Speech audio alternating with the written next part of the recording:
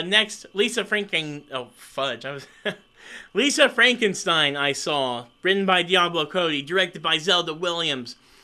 That was pretty good ish. It was good. But I did have. I don't know if I had issues with it. I just.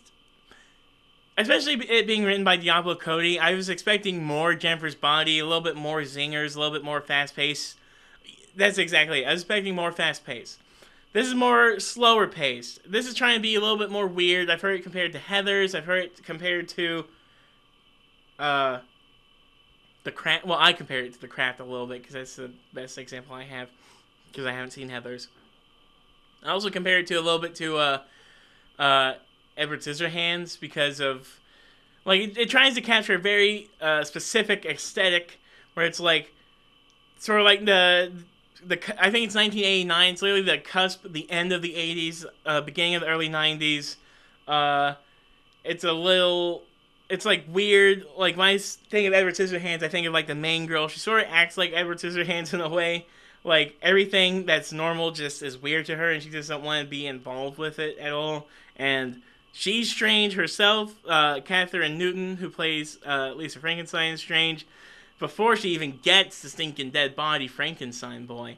And then when you get Cole Sprouse, if anybody is the MVP in this, is him in Lisa Frankenstein because he is doing some weird body movements and guttural noises and crying sewer water and puking green goo. It's very gross. And it's a fun premise. The idea of having to construct your perfect boyfriend in a way out of different body parts, and also I like the sort of magical realism they have. I don't know why I'm using literary terms. I mean, it's not realistic at all. But like basically, she has to animate the parts on his body by electrocuting him in a, a tanner, a self tanner thing, a sun tanning thing, which is so interesting and fun.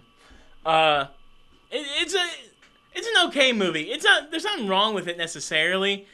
I think it does pretty a decent job at sort of capturing a tone and vibe of a early 1990s, late 1980s type movie. Uh, I think it is paced a little too slow in the beginning. I don't know if it's because I'm more used to something a little more faster paced, or if it's because they are trying to really harp on this sort of very strange, weird, airy feeling. I don't know. I it was slower in the beginning, but towards the end it did have some really funny moments and jokes, and I thought it was okay. I thought it was okay. I didn't love it, but I definitely didn't hate it. I thought it was fine.